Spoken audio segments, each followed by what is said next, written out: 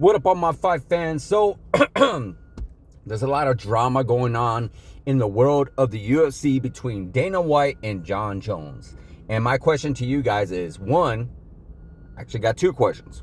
One question is, will Jon Jones ever fight again? And two, was the UFC right to do what they did to Jon Jones and pretty much snuffing him from the White House, not putting him in the White House? And to answer, I would go with the second question first. The answer to that question is yes, they were. Why? Because, I get it. Jon Jones is by far the greatest fighter to ever have lived. Jon Jones is by far one of the greatest GOATs. Jon Jones is pound for pound number one. Jon Jones is all these other accolades. And, but he's also much older. There was also that whole controversy of him talking about having a hip surgery from that whole conversation he had with Joaquin Buckley. Excuse me. And there was that going on. And then, of course, the biggest one of all, I think all that could have gone by. Because we've seen older fighters fight. We've seen Stipe Miocic, Randy Couture. We've seen all these other guys that have not fought in a long time come back and fight. That's not a problem. I think what the biggest thing and the biggest issue was that whole issue with Tom Aspinall and Jon Jones. Back when Jon Jones was champion, they really, really wanted him to fight Tom Aspinall. And the heavyweight division was held up for so long, if you guys remember that. He became the heavyweight champion of the world, Jon Jones, beating Cyril Gane. And then the next person, and then I think Tom Aspinall also defended his belt against, I think it was Curtis Blades or something of that nature. And they wanted Tom Aspinall and Jon Jones. They wanted that to happen. And we all remember Jon Jones wanted $30 million. He even said in the press conference, I want a stupid amount of money that it's going to be like really, really worth it for me to fight Tom Aspinall. And Jon Jones got it. The UFC said, here you go. Here's that $30 million. I'm not sure what it was, 100%. Whether it was 20 or whether it was 30, but I know it was way more money than Jon Jones has ever asked for or ever gotten in a single fight. And what ends up happening, Jon Jones vacates the belt. He vacates the belt.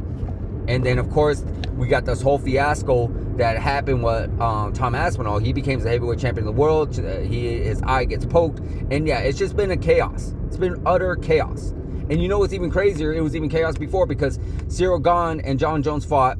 And then he was supposed to face Stipe, even though they wanted him to face Tom Aspinall then, but they did him the favor and said, hey, let me face the greatest heavyweight champion of all time. And they gave that to him. Well, unfortunately, what ends up happening, Jon Jones ends up hurting himself, and the fight gets postponed for like a whole year. And then the fight ends up taking place. And of course, it wasn't the fight that we all thought it was, but he ends up winning nonetheless. And of course, Stipe Miocic is no Tom Aspinall. So yeah, it's been so crazy with Jon Jones since he's come back and fought Cyril Gane, that yeah, I can understand why they are not in the biggest mindset to give Jon Jones that opportunity. I understand why. And of course, he's always talked about like, oh, well, I feel like Alex Pereira is going to be a better fight.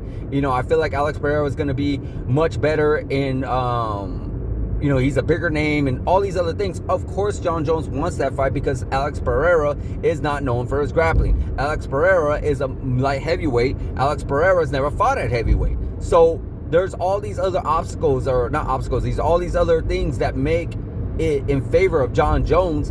And it doesn't sound like, or it would look like, that it would be a great fight in general. Because we feel like Jon Jones is going to just take Alex Pereira down, submit him, and that's it. Now he gets his belt back, or whatever the case may be, and it's over with. Where Cyril Gane versus Alex Pereira is a little bit more of a competitive fight, and it's going to be a little bit more of a better fight, in my personal opinion, because they're both equally matched.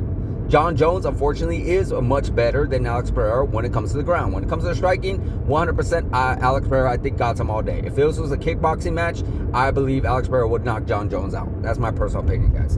But nonetheless, that's why I feel strongly that Jon Jones got sidelined for the White House. Because of everything that he's put the UFC through.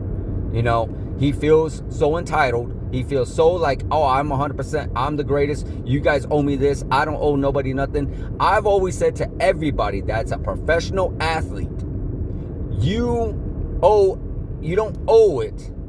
But don't think just because you fought hard all your life or played hard all your life, you all of a sudden at the end of your career should get an easy fight or a more fight that's in your favor. No. If you want to be the best, if you want to be the champion of the world, you will always fight the very best. Bottom line, there is no, oh, well, I'm going to fight this guy and this guy and this guy because I already fought all the greats before. Like, no, there's always going to be more greats, more greats, more greats. If you don't want to do it no more, you don't become a champion. You don't become a pound for pound number one. You're always going to be a GOAT. Jon Jones, regardless, you know, I know he's all very, very, he's very scared. Now, I don't want to say scared. Not scared of fighting anybody, but he does not want to mess up his legacy. His legacy is intact. He is going down as one of the greatest fighters of all time. Regardless of the fact that he did steroids and all this other craziness outside of the cage shenanigans that he's gotten into, he's always going to go down as one of the, if not the greatest fighter to ever have lived. Whether he loses by knockout in his next 2 or 3 fights. Now, if he goes down like BJ Penn, or Tony Ferguson, then that might be a little bit different. But I don't think that's ever going to happen to Jon Jones. But if he were to lose his next 2, maybe 3 fights, his legacy is still intact. I mean, think about it. We still talk about BJ Penn as being a great fighter, 100%. We talk about Tony Ferguson as a great fighter as well. You know, what happens towards the end of your career doesn't necessarily always play into the beginning of your career. I've always felt like that's not fair because unfortunately, we all get older.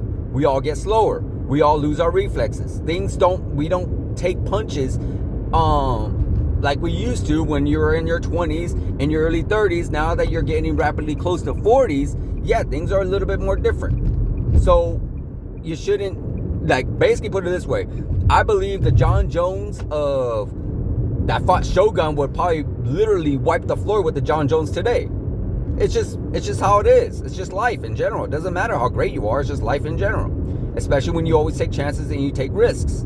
You know, and I know he doesn't want to take chances. I know you don't want to take risks. But if you want to be the best, you want to be pound for pound number one, you want to be the heavyweight champion of the world, then you're gonna have to take risks. It's just a fact. That's the bottom line. So that's my personal opinion on whether or not UFC was right to do what they did. My personal opinion is yes, they did. Now, is Jon Jones ever going to fight again? I don't think so. My personal opinion, again, sorry I keep saying that. I really feel like Jon Jones is done. Only because now with this whole Paramount deal, now with the whole UFC is already making over billions of dollars with their contracts with Paramount. They're just not in this thing to, like, even the pay-per-view model is gone. Before, when the pay-per-view model was around, it was easy for them to, like, get Jon Jones in there because they knew they were going to get big numbers and they were going to get their money back.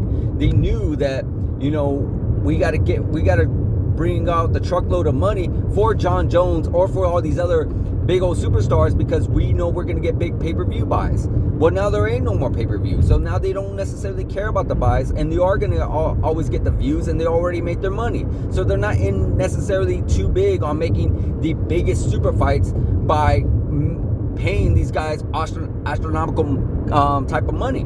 So with that being said, I don't believe Jon Jones is going to want to fight again if they're just going to offer him a regular contract like they would normally do, not a superstar contract like they were trying to do back when they wanted to fight him.